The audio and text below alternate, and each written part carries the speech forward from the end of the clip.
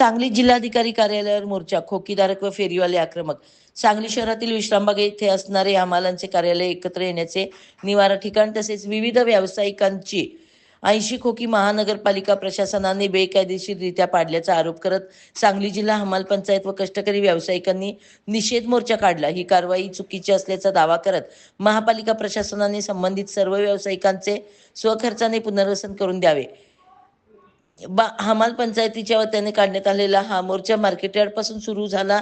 क्रांतिसिंह नाना पाटील स्मारक जवळ इतर अन्यायग्रस्त कष्टकरी देखील या मोर्चामध्ये सामील झाले आणि पुढे जिल्हाधिकारी कार्यालयापर्यंत हा मोर्चा दाखल झाला. हमाल पंचायतचे नेते विकास मगदूम पृथ्वीराज पवार यांच्या नेतृत्वाखाली जिल्हाधिकारी यांना निवेदन देऊन या कष्टकरी व्यावसायिकांचे महापालिकेच्या स्वखर्चाने पूर्वीच्या जागेवर पुनर्वसन करावे.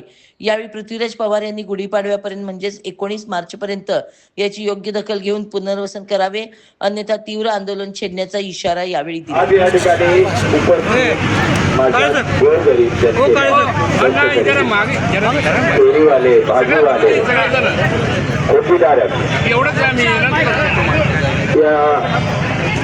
सर्व लोकांना सगळ्यांच्या मनात एकच चेहरा आहे, एकच नाव आहे, आप्पा. आप्पा पाहिजे, आप्पा पाहिजे. आम्हाला आप्पा या ठिकाणी हवे आहे. आमच्या सगळ्यांच्याच आप्पा आहेत. व्यंकटप्पा अण्णा पत्की असू दे, प्राध्यापक शरद पवार सर असू दे, आप्पा असू दे, स्वर्गीय मदन भाऊ पाटील असू दे, या सगळ्यांनी कधीच गोरगरिबांवर अन्याय केला. आप्पा तुम्ही आज असता तर ही आमच्यावर वेळ आली नसती. या प्रशासनावर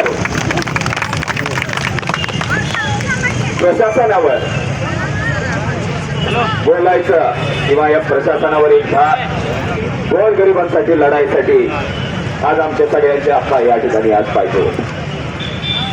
बस आमच्या सगळ्यांच्या मनात, आमच्या सगळ्यांच्या हृदयात आप्पा आहे. आप्पांच्या रूपानं आज आम्हाला भैया मिळाले. हा लढा आणखी तीव्र व्हावा, हा लढा आणखी मोठा व्हावा, हा आवाज मुख्यमंत्र्यांपर्यंत पोहोचावा, हा आवाज आम्हाला आयुक्तापर्यंत पोहोचवायचा नाही. केली या आयुक्तांनो हे लक्षात ठेवा आणि थोडं 2 मिनिटं ऊन सोसा, कारण आपल्याला भविष्यात पूर्णपणे उघड्यावरती पडायचं नाही. आजचा हा मोर्चा जो आहे तो आपण आयुक्तांच्या विरोधात कलेक्टर साहेबांना तक्रार करायसाठी आलोय आणि त्यांनी केलेल्या कारवाईची चौकशी करायसाठी आपण त्यांना सांगितले. यासाठी आपण इथं आलेलो आहे. या हरकत नाही. हा सत्यमुलांनी जी परवाची कारवाई झाली त्याचं जरा महत्व सगळ्यात पहिले लक्षात घ्या. जी खोकी त्यांनी काढली त्या खोक्यांना लायसन्स होतं, त्या खोक्यांना पाणी होतं, लाईट होती, त्यांची फी भरली घेऊन जात होती, घरपट्टी भरत होते. एवढं सगळं तर होतंच, पण त्याच्यापेक्षा आणखी एक महत्वाची गोष्ट की ही NA प्लॉट मधली खोकी होती.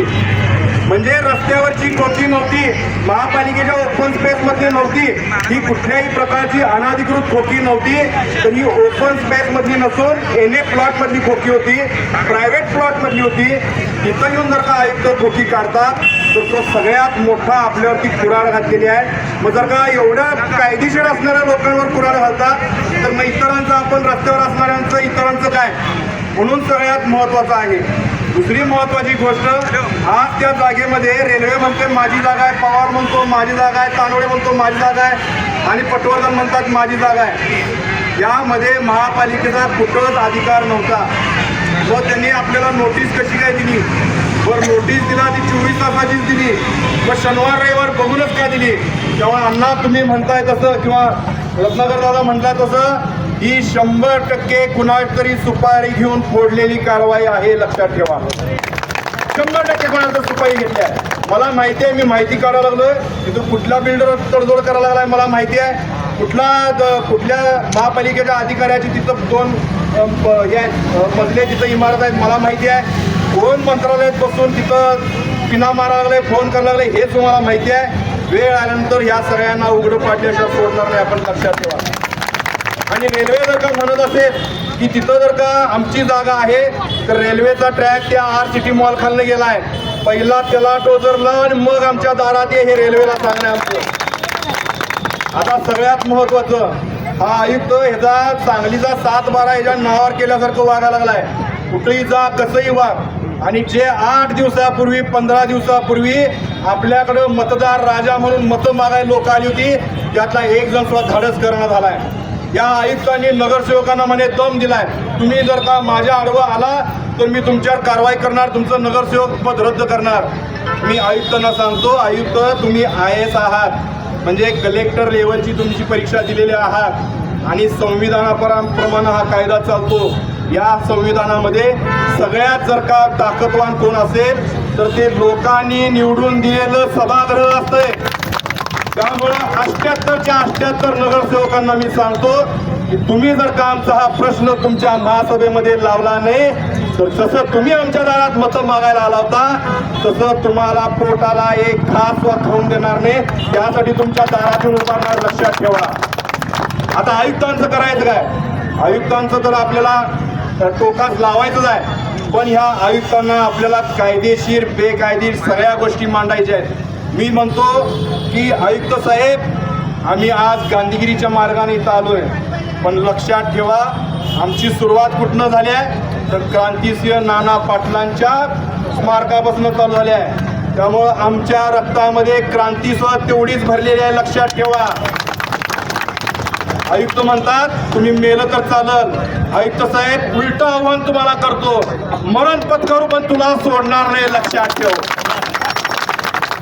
वेळ आली तर त्या आयर्विनच्या फुलावर उड्या मारेन, नाहीतर तुमची नरली घोटीन, पण तुम्हाला सोडणार नाही, एवढं लक्षात ठेवा. आज हा जो मोर्चा आहे, या मोर्चामध्ये कुठलाही पक्ष नाही, कोणीही पदाधिकारी कुठल्या पक्षाचा नाही. हा फक्त आणि फक्त कष्टकऱ्यांचा मोर्चा आहे.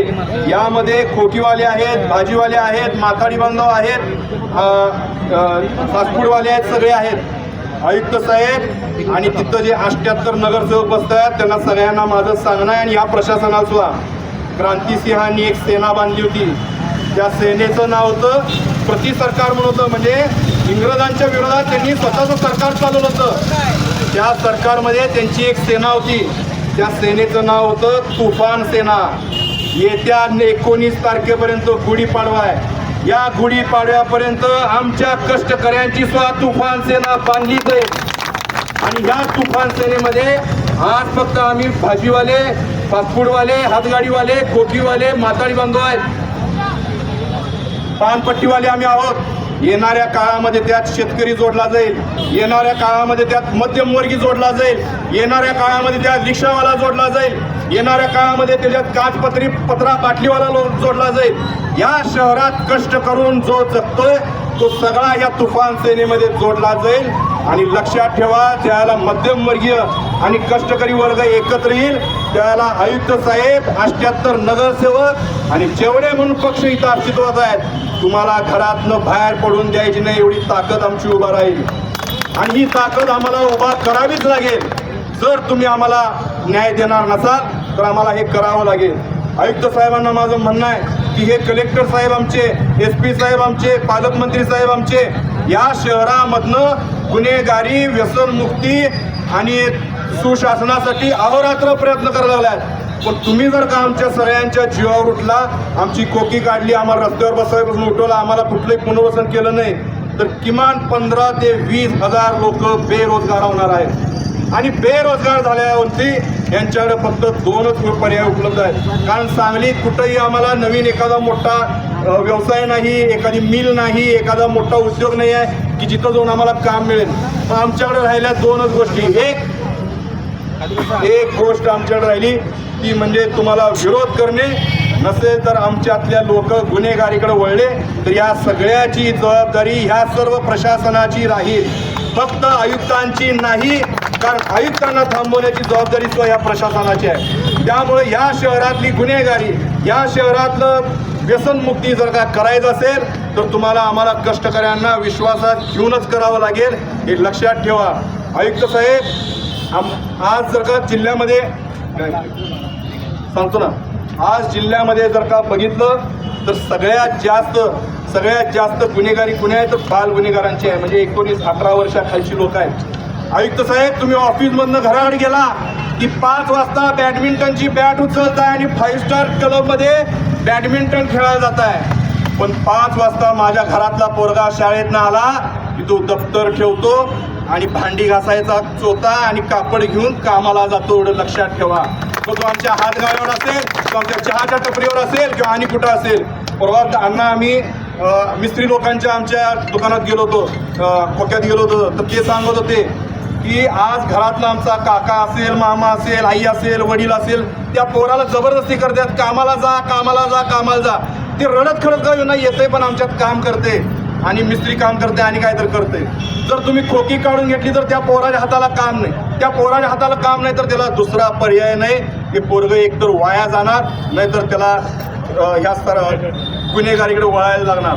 त्यामुळं ही परिस्थिती अतिशय वाईट आहे. आपल्याला ह्या गोष्टीचं गांभीर्य घेतलं पाहिजे. प्रशासनाला माझं आव्हान आहे की तुम्ही ही गोष्ट गांभीर्याने घ्या. त्यामुळं आपण सगळे कष्टकरी वर्ग एकत्र आलोय. आता आपल्याला सगळा मध्यमवर्गीय आणि कष्टवर्ग जोडायचं आहे एकत्र. एकदा होऊन मध्ये काय व्हायचं ते खरं आपल्याला थांबून चालणार नाही आता, नाहीतर एकेकांच्या डोक्यात कुऱ्हाड योग घालणारच आहे. आज एका भागात घडला, दुसऱ्या भागात घडला. आणि आता ह्या आंदोलनाची सुरुवात केलेली आहे, सगळ्यांनी नेतृत्व घेतलेलं आहे. आज इथं रणजित साहेब आहेत, कोडते आहे, अण्णा आहेत, युसुफभाई आहेत, रत्नाकरभाई आहेत, लेंगरे साहेब आहेत, आमचे रेखाताई आहेत, मुसाबाई आहेत, सगळीच कष्टकऱ्यांचे नेते इथे आहेत. आपण आणखीन जे कष्टकरी नेते आहेत त्यांना सुद्धा जोड्या, सगळा मध्यमवर्गीय जोड्या. आणि आंदोलन मात्र तुम्हाला सांगतो असेल तर आमच्या बाबतीत त्यानं मार्ग काढावा. प्रशासनाला जर हे नको असेल तर पहिला त्या आयुक्तांना गप बसवावं. आणि दुसरं, प्रशासनाला तर हे आव्हान आहेच, पण आणखीन एक आव्हान मी करतो की जे 78 नगरसेवक आलेले आहेत त्या 78 नगरसेवकांना सुद्धा 19 तारखेनंतर आम्ही अडवायला चालू करणार. जे पक्ष इथं आहेत सांगलीत, जेवढे पक्ष अस्तित्वात आहेत त्या पक्षांना अडवायला आम्ही चालू करणार. त्यामुळं सगळ्यांना आमची विनंती आहे, गुढीपाडव्यापर्यंत आम्हाला गोड बातमी द्या, नाहीतर त्यानंतर आम्ही तुमच्या कुणाचं ऐकणार नाही. आणि ही लढाई आपल्याला मी नाही तू नाही असं म्हणून चालणार नाही. आपल्याला पर्यायच नाही आहे, नाहीतर कष्टकरी वर्ग ह्या सांगलीतनं संपून जाईल. आपल्याला दुसरा कुठला मार्ग नाही आहे. त्यामुळं मी आपल्या सगळ्यांना पुन्हा एकदा मनापासून विनंती करतो, सांगतो की पुन्हा एकदा सगळ्यांना विनंती करतो की आपली एकजूट टिकवून ठेवा आणि जिथं बोलवं तुम्ही तिथं या. पहिलं मी जर का आंदोलनांना आपण जर का करायचं असेल गांधीगिरी मार्गानं, तर ह्या शहरातले 50 मोठ्या लोकांचे अतिक्रमणाचे पोस्टर घेऊन 1 तारखेला महापालिकेच्या दारामध्ये उभा राहायचं. सगळेजण यायलाच पाहिजे. आणि आयुक्त साहेब तुमच्या मनगटामध्ये, मनामध्ये आणि छातीमध्ये, तुमच्या जेसीबीमध्ये किती दम आम्हाला बघायचा आहे. त्या अतिक्रमणाला डोजर लावून तुम्ही दाखवलाच पाहिजे. दुसरं, मी आयुक्त साहेबांना विनंती केली होती आल्या आल्या की आयुक्त साहेब तुम्ही ह्या शहरामध्ये मागच्या आयुक्तांच्या काळामध्ये 100 कोटीचा घोटाळा झालेला आहे, त्याची श्वेतपत्रिका काढा म्हणून सांगितली होती. जर आयुक्त साहेब ते करायला तयार नसतील तर तुम्ही मग आमच्याकडं मर्दानगी दाखवायला यायचं नाही. तुमच्यात जर का हिंमत असेल तर त्या 100 कोटीची श्वेतपत्रिका तुम्ही काढून दाखवा.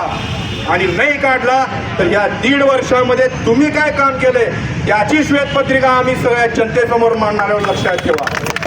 आणि पहिलं जर का अतिक्रमणाचा विषय निघत असेल तर त्यामध्ये पहिलं पोस्टर आयुक्तांच्या बंगल्याचं असणार आहे. त्यानंतर आयुक्तांनी जे काळ्या खणीवरती मोठं काय ते उभा केले, कारंजा आणि काय त्याचं असणार आहे. फूड मॉल आणि काय बोटिंग चालू केले, हे 2 त्यामध्ये असणार आहेत. इतर ह्या शहरातले 50 मोठ्या लोकांचे अतिक्रमण असणार आहे. आम्हाला पण बघायचं आहे तू किती सत्यम आहेस, तू किती सत्यानं चालतोस, तू किती सत्यवादी आहेस. गांधी हे नाव लावलं म्हणजे सत्यम होत नाही. सत्यानं वागलं तर सत्यम होऊ शकते. ही बोलण्याची वेळ का आली आमच्यावर? कारण आम्ही तुम्हाला वेळ दिली, मुदत दिली. या आयुक्त साहेबांनी दाखवावं की आलेल्या 1.5 वर्षामध्ये या शहराचा व्यापारी असेल, उद्योजक असेल, MIDC असेल, आमची मार्केट यार्ड असेल, आमचं औद्योगिक वसाहत असेल, आमचा गोरगरीब कष्टकरी वर्ग असेल, आमचं 1 रुपयानं उत्पन्न वाढेल असा एक निर्णय फक्त आयुक्तांनी दाखवावा. आम्ही आमचं आंदोलन मागं घेतो. मग तुम्ही जर का आमचं उत्पन्न वाढायला मदत करत नाही, आमची उपजीविका करायला मदत करत नाही, पण उद्ध्वस्त करायला मात्र तुम्ही पुढे येता, हे चालणार नाही. ही परिस्थिती जी निर्माण झालेली आहे ही फक्त आणि फक्त आयुक्तांच्यामुळे झालेली आहे आणि याला जबाबदार आता इथून पुढे फक्त आयुक्त नसणार आहेत, तर जी महासभा आपण सगळ्यांनी निवडून दिल्या त्यांनाही आपल्याला जबाबदार धरायला पाहिजे. 78 नगरसेवक आणि आयुक्त आणि प्रशासन हे सगळं जबाबदार असतील. मी तुम्हाला आता भाषण बंद करतोय, फार तापलेलं आहे सगळं, पण 1 तारखेपासनं आपलं गांधीजींच्या मार्गानं आंदोलन चालू होईल. तुम्ही सगळे कष्टकऱ्यांनी यावं, असंच लोकांना आपण जोडत जाऊया सगळ्यांना. आणि एक खात्रीने सांगतो तुम्हाला, मी संभाजी पवारांचा वारसा चालवणारा माणूस आहे. अण्णा आणि आम्ही सगळेजण बापूसाहेब मगदुमांचा वारसा चालवणारा माणसं आहे. आम्ही शरद पाटील सरांचा वारसा चालवणारी माणसं आहे. आम्ही राज शेट्टींच्या मार्गावर चालणारी माणसं आहे. आम्ही क्रांतिकारकांच्या मार्गावर चालणारी माणसं आहे. तुम्ही आम्हाला धमकी देऊ शकत नाही आणि कुठलंही आंदोलन केलं तर त्याचे जे